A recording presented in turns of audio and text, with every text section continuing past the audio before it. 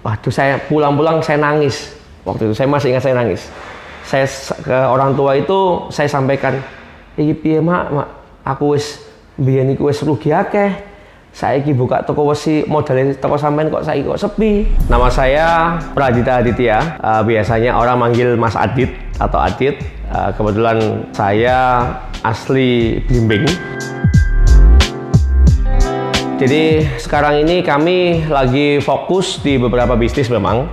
Yang pertama adalah besi dan stainless. Perusahaan saya namanya PT Duta Merpati Indonesia. Kami bergerak di bidang retail besi dan stainless. Kami punya visi menjadi sebuah perusahaan retail besi terdepan dan bisa memberikan solusi bagi stakeholder yang ada.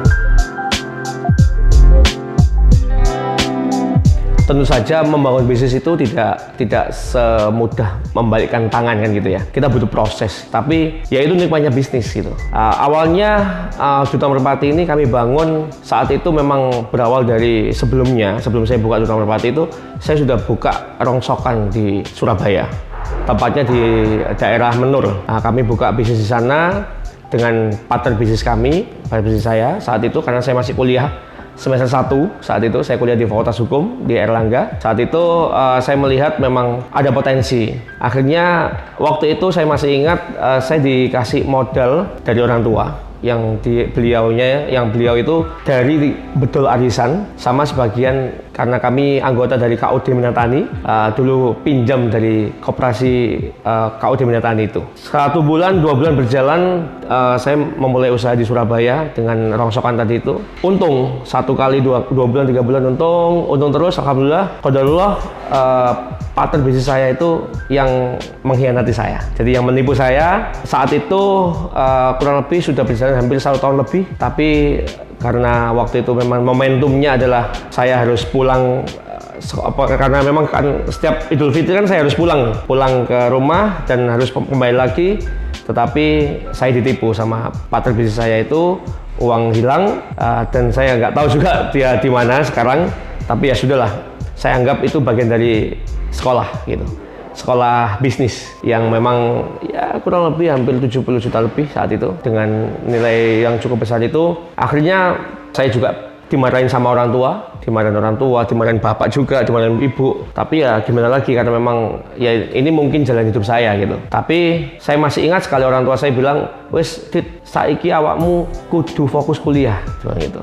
Akhirnya saya fokus kuliah, tetapi pasti hati ini masih gundah kan gitu, karena ibu tetap mengangsur di koperasi dan saya juga tidak ada income. Saya fokus kuliah, kemudian saya masih ingat juga, saya ketika kuliah itu saya sholat di musola Fakultas Hukum itu, saya baca mading sebelum sholat itu, Di mading itu ada deskripsi lah, bisa dibilang deskripsi tentang penjelasan tentang ayat yang la yukallifullahu nafsan illa wusaha laha ma kasabat wa 'alaiha ma iktasabat. Jadi Allah memberikan musibah atau percobaan itu ke hambanya yang mampu. Saya evaluasi diri saya sendiri, kayaknya apa memang saya ini mampu kok saya diuji seperti ini gitu. Saat itu juga langsung saya move on. Wah, saya nggak bisa diam. Saya harus lakukan sesuatu yang bisa membuat income gitu. Karena orang tuanya setiap bulan harus bayar ke KUD. Dari situ saya mulai mempelajari lagi besi. Jadi karena memang saat itu saya bagian plastik, besi, kardus, kertas, aluminium, stainless steel. Saya fokus di besi. Saya ke pasar loak. Saya baca beberapa buku. Salah satunya adalah kalau misalnya bunyinya di buku itu, kalau misalnya kita mau menguasai suatu daerah itu, atau suatu bisnis itu, maka kita harus menguasai juga bahasanya gitu. Jadi saya setiap hari ke pasar loak, saya pelajari tentang besi. Oh, kayak gini besi. Kemudian, oh, ini fungsinya buat ini. Oh, ini. Akhirnya saya belajar di situ. Karena di sekitar pasar loak itu semua orang Madura. Saya masih ingat, saya harus pelajari bahasa Madura supaya saya bisa penetrasi lebih dalam lagi gitu. Supaya saya tahu sumbernya. Sehingga saya pelajari 1 bulan, 2 bulan, 1 tahun, 2 tahun. Engkau bisa ngomong bahasa Madura gitu. Jadi saya bisa ngomong bahasa Madura. Saya ketika partner bisnis saya ngomong gini, saya tahu. Mereka nggak bisa bohongin saya karena saya paham gitu. Itu salah satu perjuangan saya waktu itu. Terus saya akhirnya dari pengalaman tadi itu saya menyampaikan ke orang tua, Pak, besi ini jenengan beli berapa? Karena bapak saya waktu itu beli besi. Oh, sakmene dit, tuh, iki lho Pak, ini pasar loak sakmene gitu. Duh, mau dit? Iya, segitu. Akhirnya saya coba nego lagi, gimana kalau kita buka toko kecil-kecilan aja di Blimbing gitu. Terus, gak apa-apa, tapi bapak memang dia 20 juta dit, gitu. Bapak saya cuma ada uang 20 juta. Terus saya mencari partner karena saya kuliah. Saya nggak mungkin bisa sendiri. Saat itu saya punya sahabat yang satu kos di Surabaya dan beliau juga kakak kelas saya waktu madrasah MIM 04 Blimbing. Namanya Mas Randy Andianto. Dia dari Singapura, kemudian beliaunya ini pulang dan saat itu saya coba tawari, gimana kalau misalnya kita buka toko besi, ente yang jaga, saya yang nyari barang. Kami sepakat, modal masing-masing 20 juta. Pembukaan pertama kali, waktu itu tahapannya adalah saya mencari tempat yang mana ya, kira-kira di mana yang representatif itu. Akhirnya ada di Blimbing, kami ngontrak saat itu kalau kurang lebih sekitar 3,5 atau 4 juta per tahunnya. Kami ngontrak di Blimbing, ukuran 4x5 dengan modal seadanya itu. Kami buka usaha pertama kali itu di Blimbing. Qadarullah sepi, 1 hari, 2 hari kok sepi gitu. Akhirnya, waduh, saya pulang-pulang saya nangis. Waktu itu saya masih ingat saya nangis. Saya ke orang tua itu saya sampaikan, iki piye mak, aku wis biyen iku wis rugi akeh.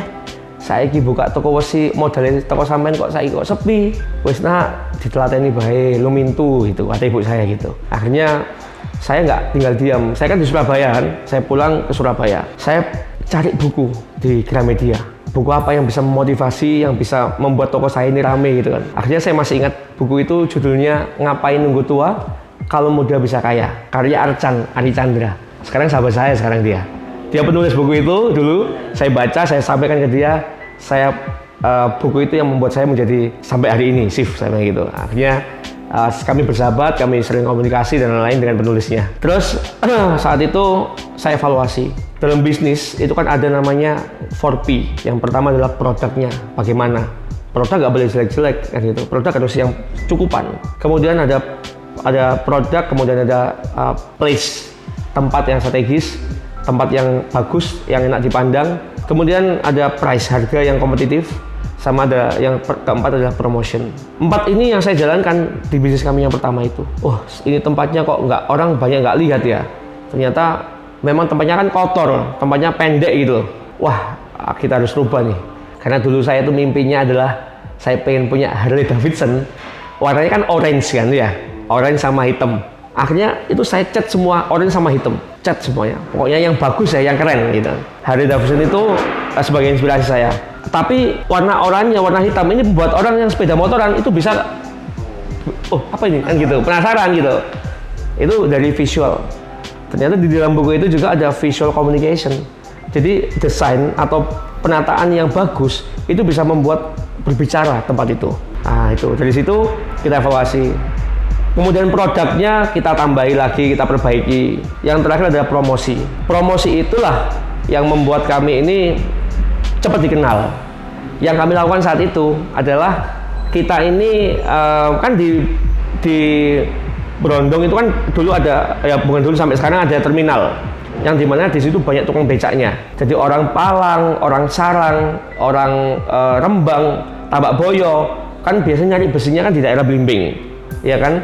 Nah itu saya kasih tukang becak itu kaos. Saya bikin 100 kaos. Tulisannya adalah mau cari besi dan stainless murah, Duta Merpati saja. Solusi besi pasti Duta Merpati. Itu tulisannya. Saya sebar ke semua tukang becak, 100 tukang becak. Saya sampaikan ke teman-teman itu, kalau misalnya ada orang yang nyari besi, mohon diantarkan ke tempat kami gitu. Oh iya Pak, iya. Dan yang keduanya, tukang becak kan keliling. Dia pakai baju yang ada tulisannya itu. Wah banyak ini, rame kan gitu. Nah itu promosi yang gratis gitu menurut saya.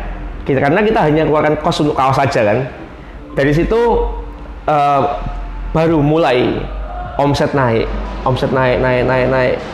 keuntungan cukup signifikan. Oh, tiba-tiba saya bingung, ini tiba-tiba saya punya uang segini nih, ini harus diapain? Akhirnya kita buka cabang 1, 2, 3 gitu kan saat itu.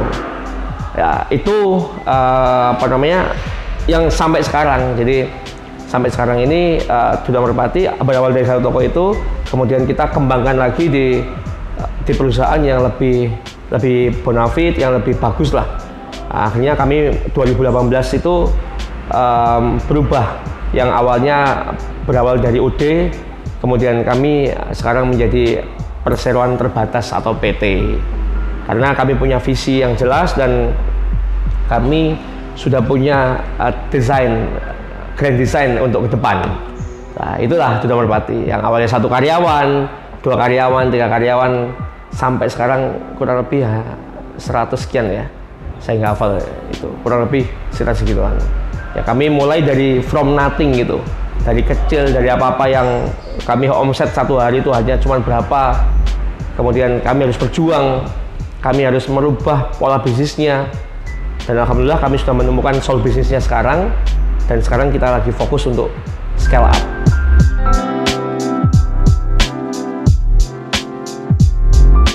Duta Merpati ini karena kita punya komitmen, visi kita itu kan menjadi perusahaan retail besi terdepan dan memberikan solusi bagi tidak hanya kami, tetapi juga ada partner bisnis kami juga, ada bengkel las, ada kontraktor yang mereka juga harus mendapat keuntungan dari adanya kami.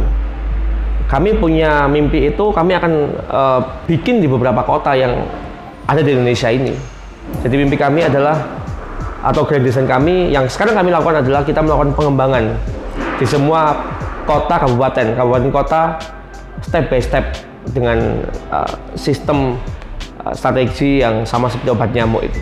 Nah, jadi strategi obat nyamuk itu yang kita pakai dalam rangka pengembangan. Karena kan kita ini bukan anaknya orang yang kaya gitu loh, bukan anaknya orang yang dulunya itu sudah punya tanah banyak gitu. Dan juga saya itu bukan orang yang saya menikah dengan anaknya orang kaya sehingga saya gampang untuk ambil modalnya misalnya, bukan seperti itu. Tapi benar-benar kita berusaha keras. Kami mendesain sebuah grand design Duta Merpati itu yang sekarang kami sudah ada 8 store yang ada di Indonesia ini. Kemudian kita akan kembangkan lagi sampai dengan membesar gitu, seperti itu.